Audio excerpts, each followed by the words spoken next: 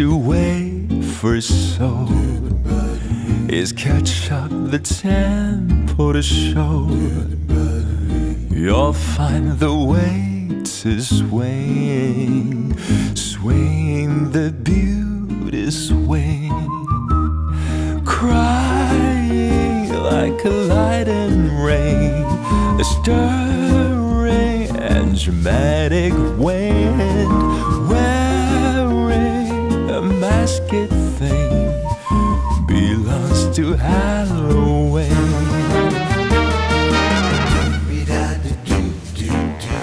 They are crazy. Okay, alright. You can hear the texture full of charming. You can feel the kind of mood. Come to the bed about defending beauty. Find a place to sit down. Feel the basic rhythm and just your pitch. Prepare yourself a dream. She wants to win.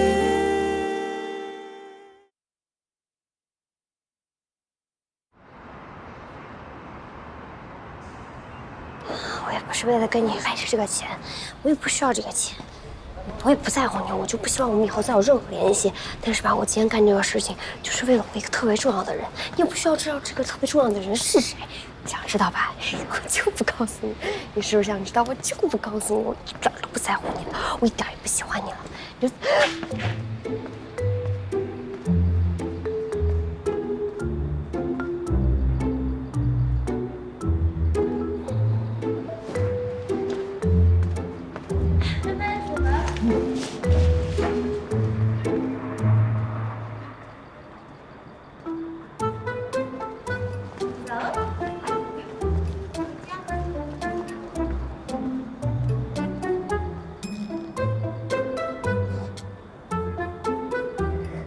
他们两个在一起那种幸福的样子，就感觉看在马路上一对幸福陌生的情侣一样，跟我生活一点关系都没有，就跟陌生人一样。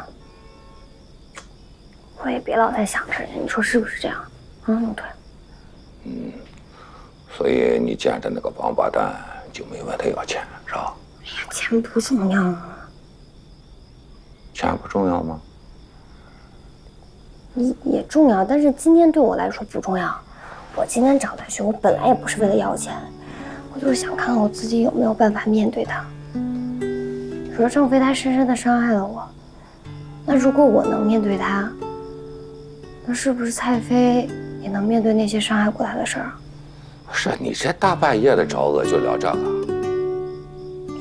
不是，我这不是前面跟你说了吗？我们两个闹别扭了。那你说我现在我连怎么回去我都不知道，我怎么面对他？哎，也是，毕竟人家也是个二房东哈，那人家要是一生气，是吧？那你也没办法了，也没地儿住了，是吧？其实我也想了，我现在也没什么难的，只是担心蔡飞。说她一个小姑娘，从小也没经历过什么挫折，也没经历过什么难的，最擅长的事儿是考试，然后一遇到什么事儿就把自己封闭起来，又掉头发又哭又闹的。我也知道她想走出来，可是就是不知道怎么能帮她走出来。哎呀，要不教你一招？我就知道我找你来有用，什么招？你记住啊，要想让别人听你的，你必须得比别人强，你得拿出你的成绩说话。你整天啪啪啪跟人说大道理没有嘞，你得让人从你的身上悟出道理。什么意思啊？你不是特别崇拜你们那个这陈主编是吧？就是这种感觉。怎么可能？人家多厉害，我什么样？他多大岁数？你多大岁数？他吃了多少年的饭？你才吃几年面啊？你长身体了吗？你到了那个岁数，你比他肯定强。哎，你看啊，害一个人很简单，但是帮一个人很难。你想帮一个人，不是说上嘴唇下嘴唇这么一动你就把人给帮了，这要脱半层皮的，你才能从根儿上帮到人。呀，时间不早了啊，洗洗睡吧啊，各回各家各找各妈，把灯关了，别浪费电。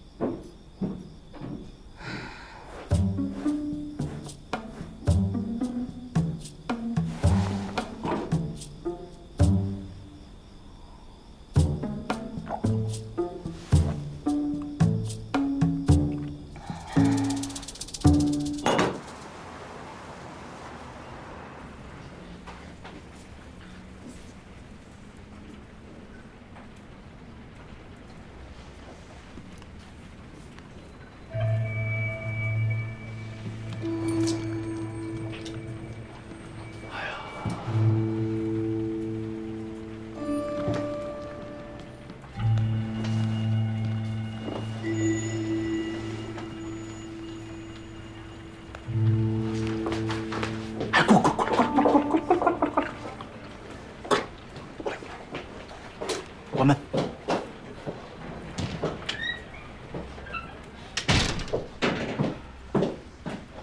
坐。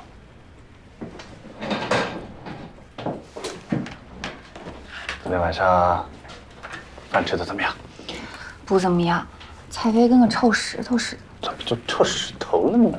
我就这么跟你说吧，今天的蔡飞跟我以前认识的蔡飞根本就不是一个蔡飞。流程编辑和主编助理能一样吗？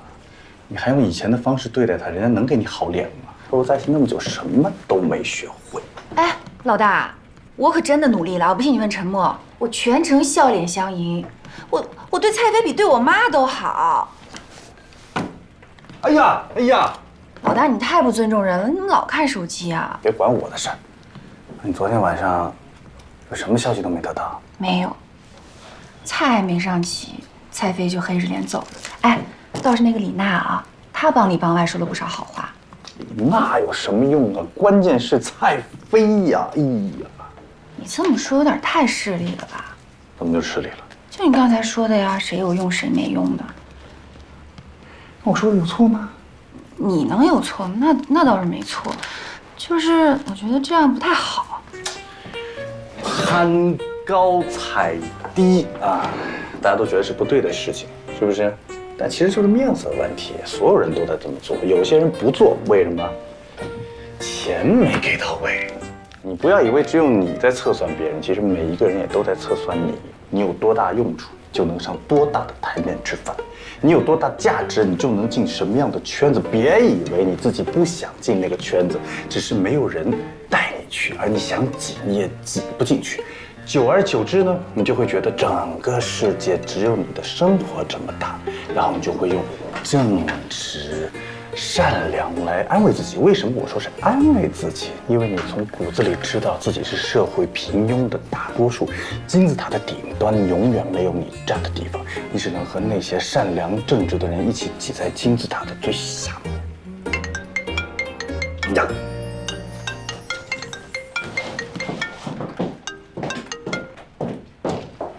喂，啊，可以，应该的。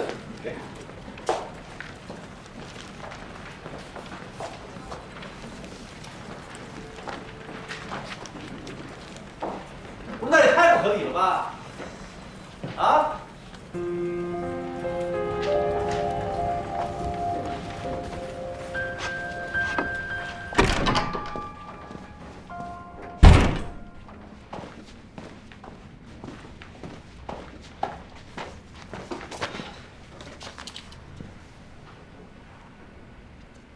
什么意思呢？下期杂志要开天窗了，这期的选题几乎都是空的。我已经招人了，艺园那边招人了。那下期杂志怎么办？你们没有背稿的吗？谁能背下一整本杂志的稿子？那你认为应该怎么做呢？让赵鑫、古欢他们回来，反正他们的辞职我也从来没批准过。你可以去找他们回来呀。找他们回来这件事情本来应该是秦敏的工作，但是很遗憾，秦敏被向霆锋开除了。我也知道是秦敏的工作，可以怎么办？开除秦敏本来就是一个愚蠢的决定。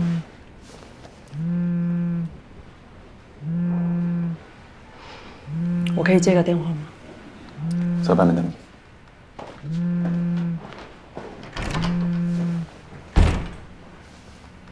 是。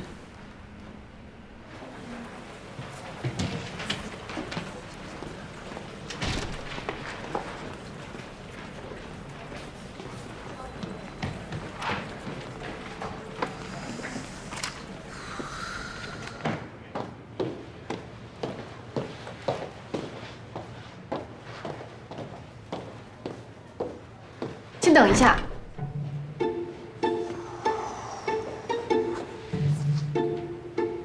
主编正在接电话。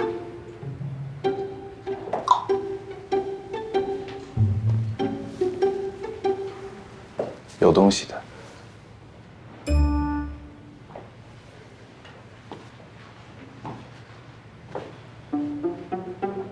那你坐啊。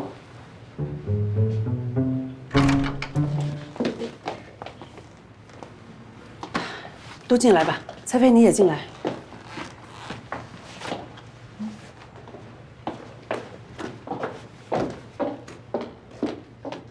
坐吧。来。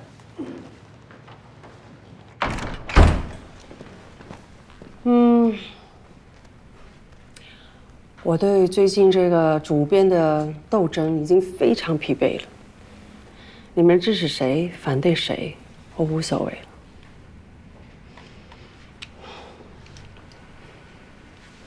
肖主编，这句话什么意思啊？怎么听上去好像不想当这个主编了？应该是不可能的吧？没什么不可能的。我刚接到向霆锋的电话，总部这2天会对盛庄的人事调整会有重大的变化。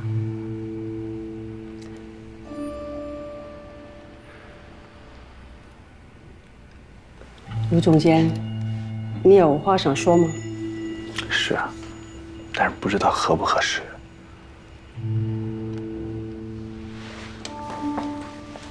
合适。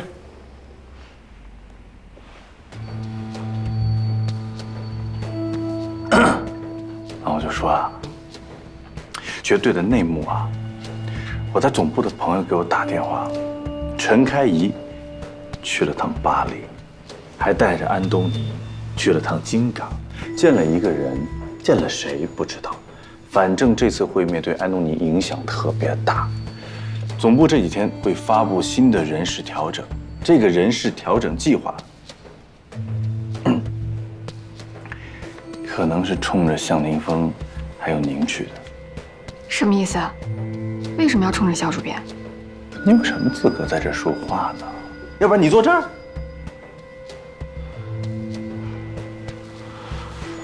反正不知道陈开用了什么办法，人家现在可能直接就要当出版人了。我说句不好听的，主编，陈开怡一直都没把您当做对手，他的对手是向霆锋啊。是的。所以今天总部会准备出一个通知，所有的人事调动全部冻结。严凯，这也是我找你进来的原因，就是盛庄原则上不能招一个新人，也不能辞一个旧人，一切变动要等大的领导架构稳定下来再说。所以赵鑫、秦明、古欢他们都得回来。哎呀，陈开怡呀，就下了一步，他就把整个盘给翻了个个儿。高手过招，不得不服啊！哎，对了，你们现在有人知道陈开怡在哪儿吗？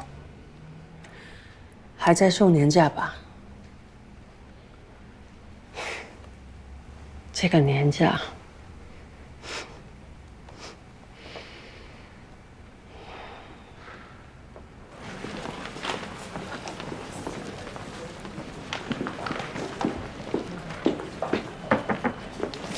哎，丫头，赵鑫国换电话你有吗？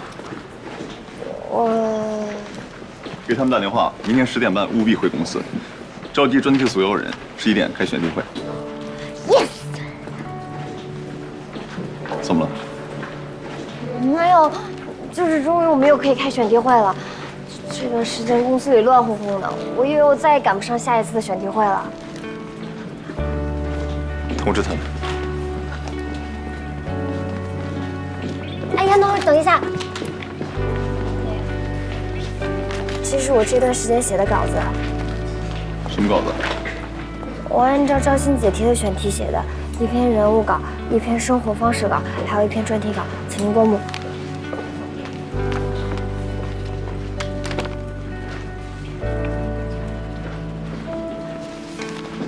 以后写稿子呢，电子版发我就行了，不用非得打印浪费纸。万一写的不好，我撕起来也费劲。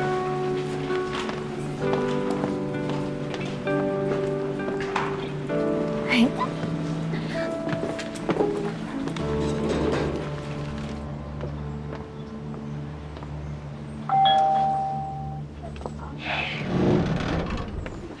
向先生你好，我找顾先生。顾先生不在家啊。 他有说去哪儿吗？什么时候回来？这些他都没有交代过。好的，谢谢啊。啊，不客气。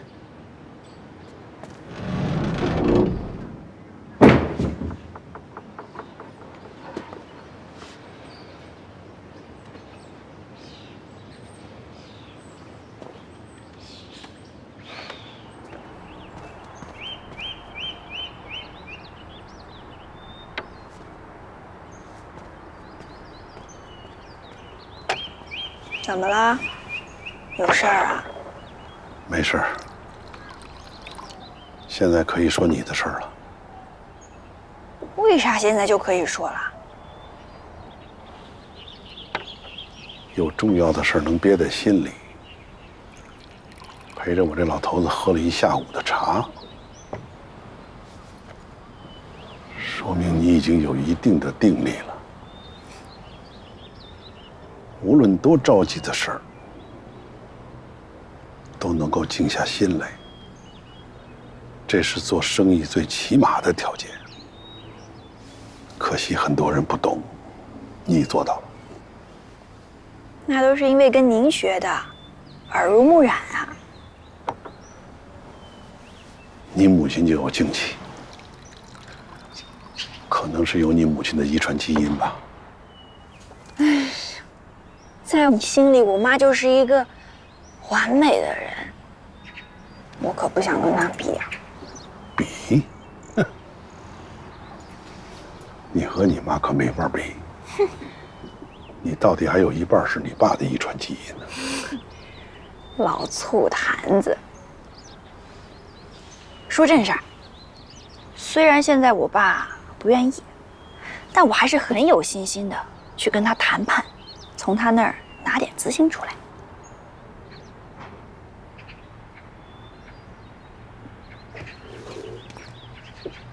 老头，我喜欢上严凯了，我想跟他在一起，我想为他做这个事儿。费那么大心思去爱一个人，值得吗？那你用了大半辈子爱我妈，值得吗？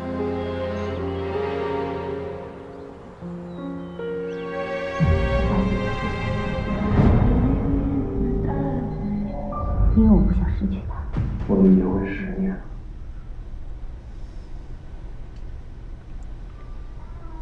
我的年假还有3天，我想用这3天解决清楚我们之间的问题。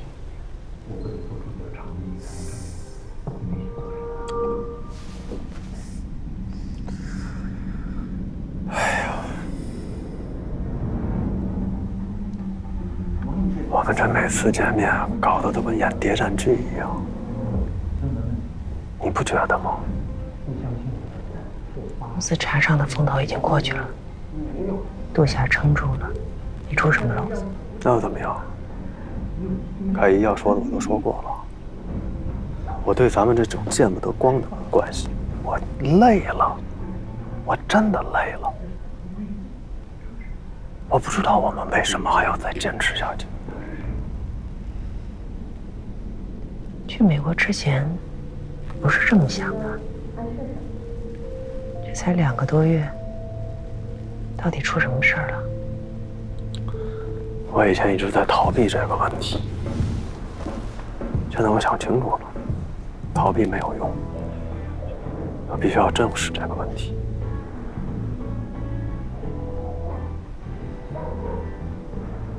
如果我们之间的关系见不得光这件事情，对你来说是个问题的话，请你给我点时间，我能彻底解决。是，你当然能解决。你是女魔头啊，那我呢？啊，和你在一起的这个我，他到底是谁？和我在一起，让你失去自我了。我是一个男人，我不想活在你的影子里，我不想以后别人介绍我都说 no， 你看，这是陈凯一的先生。你以前怎么没有这样的想法？是因为我以前特别的爱你，我认为你说什么都是对的。嗯，现在不爱我了？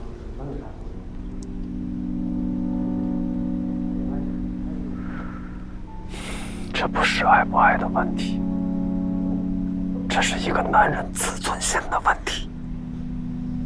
这就是爱不爱的问题。季太，我知道这个问题很俗气，我也非常讨厌。但是为了能够梳理清楚我们当下面对的状况，我还是要问一句：你是不是爱上别人了？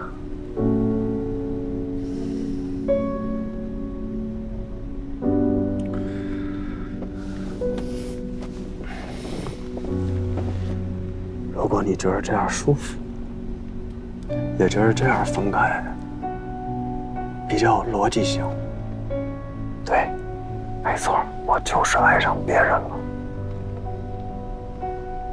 谁呀？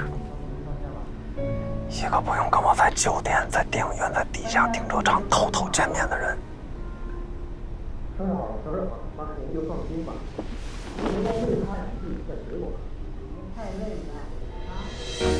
嗯，知道了。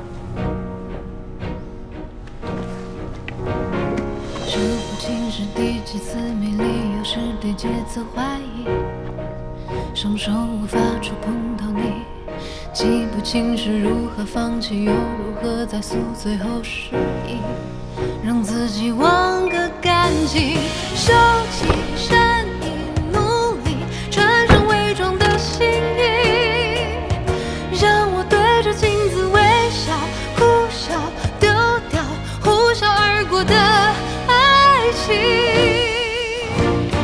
我们还有什么可以失去？已经习惯失败后再站起。这关于时代，关于爱情，关于你自己，不要丢掉荣誉。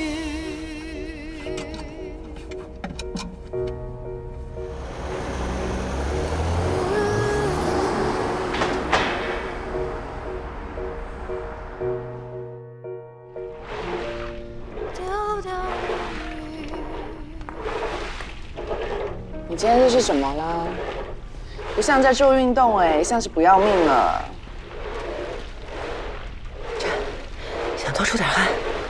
你当心出屎啊！你看看你这心跳都160了，快歇一下啦。我没事。公司现在怎么样？我昨天晚上约你，本来就想跟你聊这个的，我还帮你约了秦敏。他为了呼你，被向宁弄得开了，然而你昨天并没有出现。喝口水啦。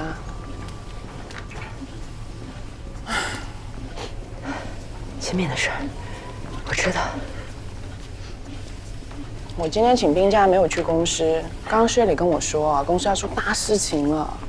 你说你啊，休个年假休得惊心动魄的，你去巴黎到底做什么啊？我现在还不能说，但我想跟你说点别的事儿。等我一下。你慢一点，来喝口水再走啊。那这件事情你找我就找对人了。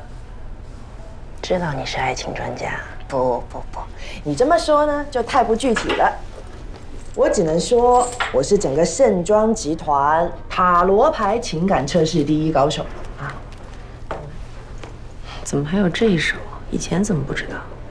拜托，你以前也从来没有跟我说过你有情感上的任何需要，好不好？你知不知道大家私底下怎么说你啊？陈开怡的世界是不需要爱情来的，陈开怡活着全部的意义都是工作。来，我摆一下啊，算一下啊。算了，陪我说说话就好。算了，我也不信。OK， 那我问你几个简单的问题啊。你爱他吗？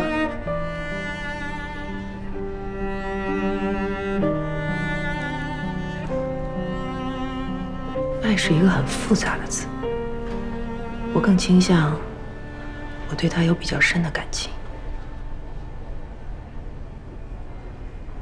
你跟他在一起快不快乐？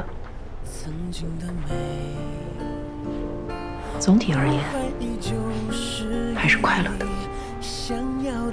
那他跟你提出分手的那一瞬间，你什么感受？我说的是那一瞬间呢。独自的练习，慢慢的缘起，怦然心动的秘密。我们分手吧。想要的爱，我先给予你，在怀里紧紧抱住自己，千丝万缕，沉默不语。想说的爱，我写给你，写爱的字体，深刻在时光里，暴风骤雨，永远和你。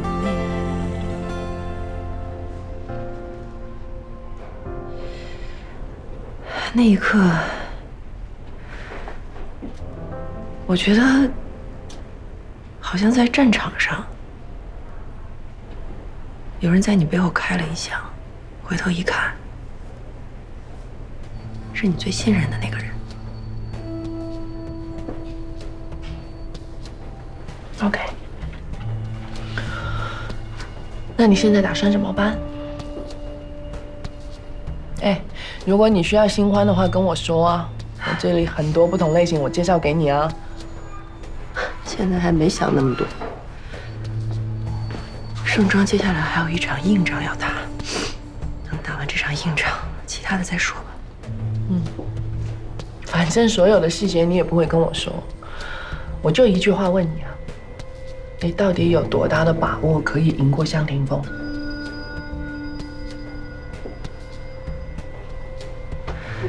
从现在的牌面上来看，他已经没有任何胜算了，除非什么？除非发生了什么突发情况，是连我自己都不知道的。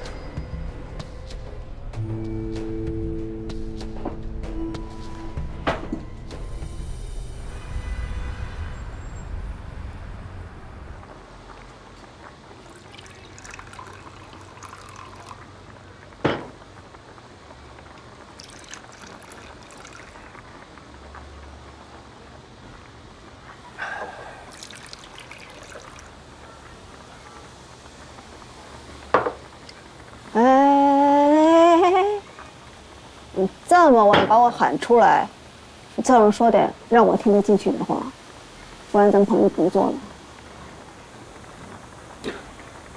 了。还以为你是假的呢，我喝成这样了也不劝我，也不安慰我。你怎么了？你这么聪明，看不出来啊？你演技太好了，我看不出来，还真的是看不出来。这又没别人，我演给谁看啊？有人就喜欢觉得自己很悲情、很可怜。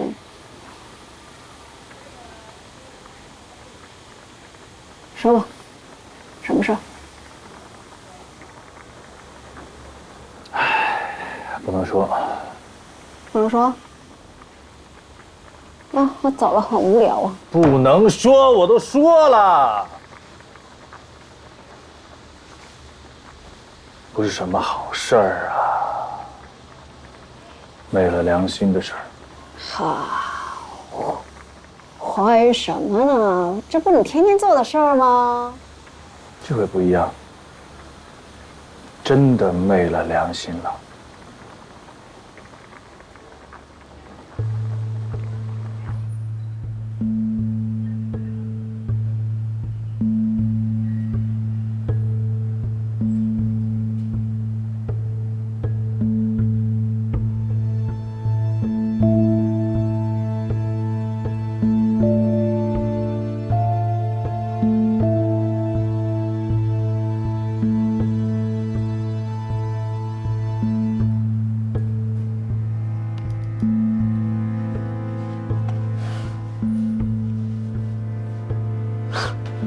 还有吗？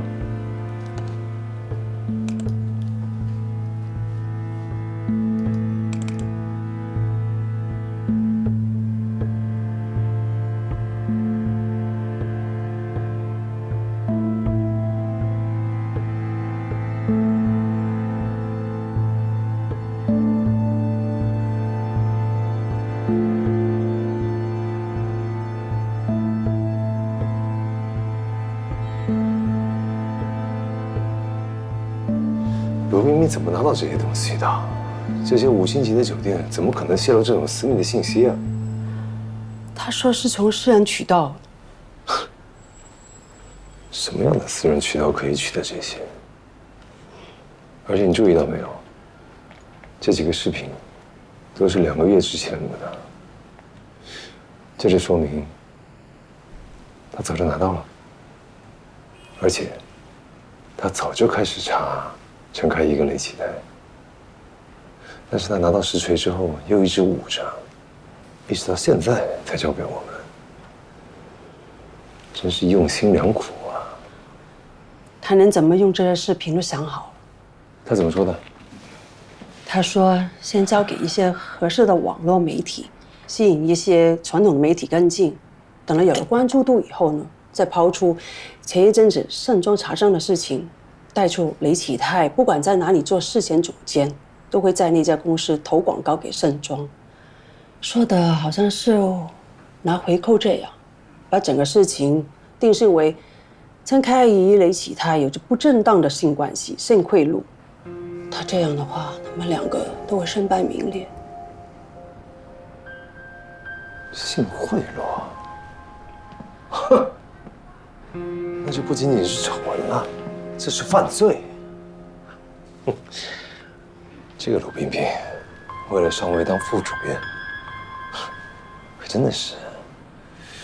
但这个东西送得很及时啊！只要我们把这个东西爆出来，那不管陈开怡跟安东尼说过什么都没用了，他完了，没有人救得了他。第一步，先找合适的网络媒体。哎。上次那个严凯跟那个实习生的那个，不行，那是个论坛，得找有公信力的。你认识多少个时尚自媒体大号？不管是微博的，或者是公众号的都可以，或者是我们可以找狗仔，专门爆料明星丑闻的狗仔，就是得花点钱。花钱不要紧，重点是。不能把我们跟这件事情牵扯在一起，对，得找中间人。霆锋，找谁呢？公司的人不合适。霆锋，怎么样？你有什么建议？你不觉得我们这样做很卑鄙吗？卑鄙？如果我们相信有地狱的，这个 USB。就是把陈开怡和我们一起送进地狱的。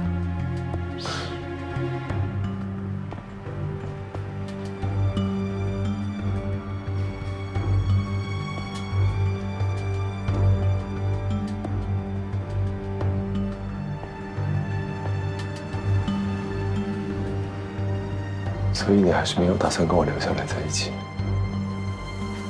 因为我还没有知道我想知道的答案。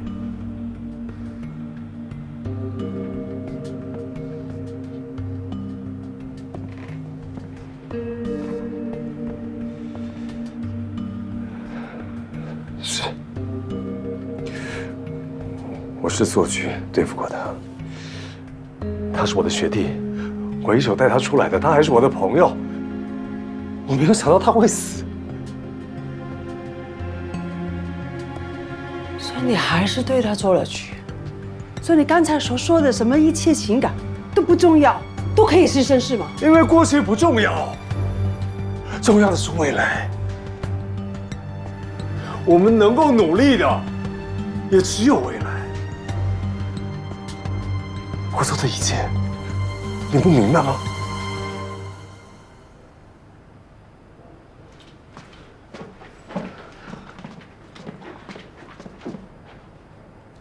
我永远都不要把我的爱情跟做局这个词裹在一起，我永远不要。那你要我怎么办呢？我做了半辈子的媒体，从社会新闻做到文化新闻，做到时尚出版，从一个默默无闻的地方小记者，一步步做到今天，我已经没有回头路了。 我只能往前走。其实我们什么都不缺，不缺钱，不缺身份，你还想要什么？我说过，我们不一样。你的家庭什么都不缺，可是我不是。我的经历告诉我，我现在所拥有的一切。 太脆弱了，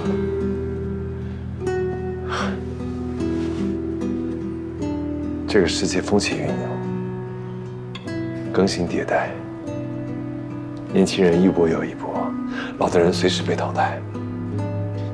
来公司面试的很快就有00后的了，我们算什么？我算什么？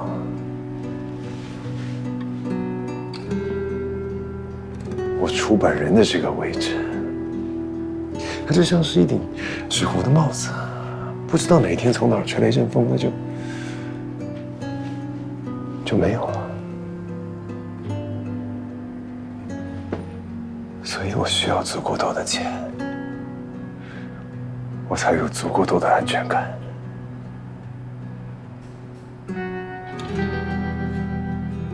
田凤，我真的建议你去看一下心理医生。我真的搞不懂，你的恐惧和不安全到底是从什么地方？对不起啊，我真的要出去走走。你也要平静下来，想一下到底是什么在摧毁我们的生活。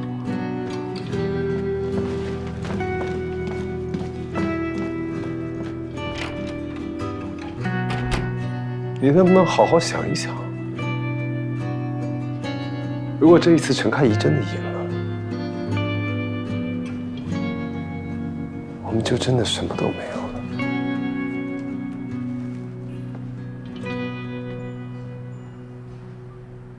但是我没有办法，这步棋走到这一步，我只能往下走，不管有没有人理解我，我。 只能往下走。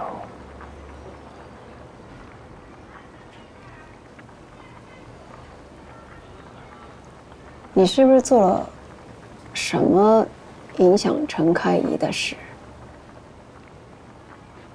不能说。老鲁啊，咱们小奸小诈无所谓啊，这大是大非，咱们不能错哦。 你觉得现在对错还重要吗？在权力的斗争面前，没有对错，只有强弱。强弱只是一时一事，是非对错那是折磨一辈子的东西，懂吗？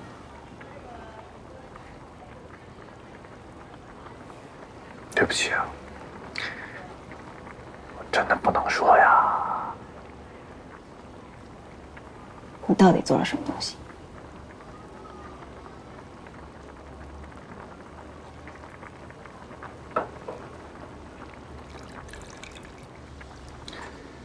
老秦，不管未来会发生什么事情，不管未来我鲁冰冰会变成什么样，我今晚喝了这么多酒，我想跟你说几句心里话，几句真话。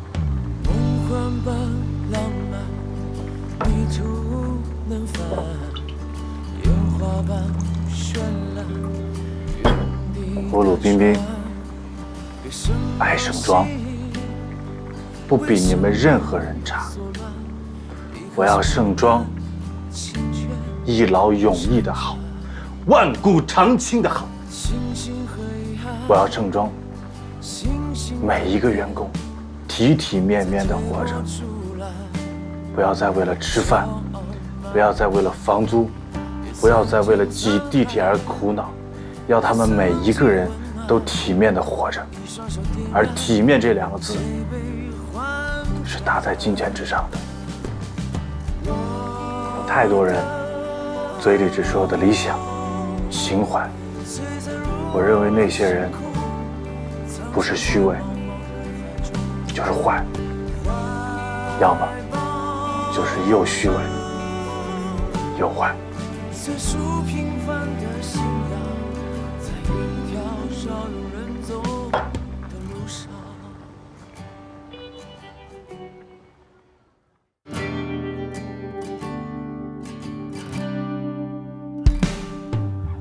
梦幻般浪漫，迷途能返，烟花般绚烂，原地打转。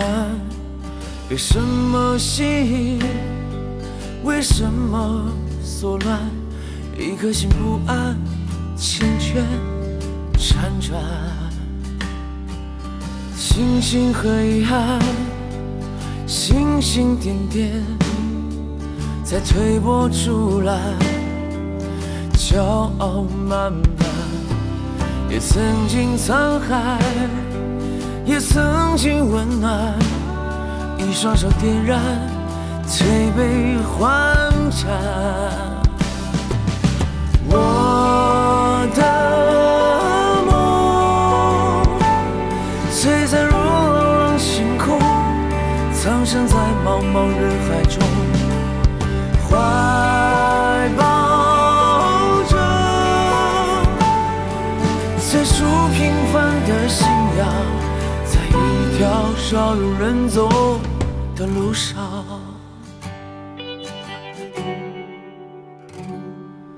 庆幸和遗憾，星星点点，在推波助澜，骄傲慢慢。也曾经沧海，也曾经温暖，一双手点燃，推杯换盏。我的梦，璀璨如朗朗星空，藏身在茫茫人海中。怀抱着最初平凡的信仰，在一条少有人走的路上。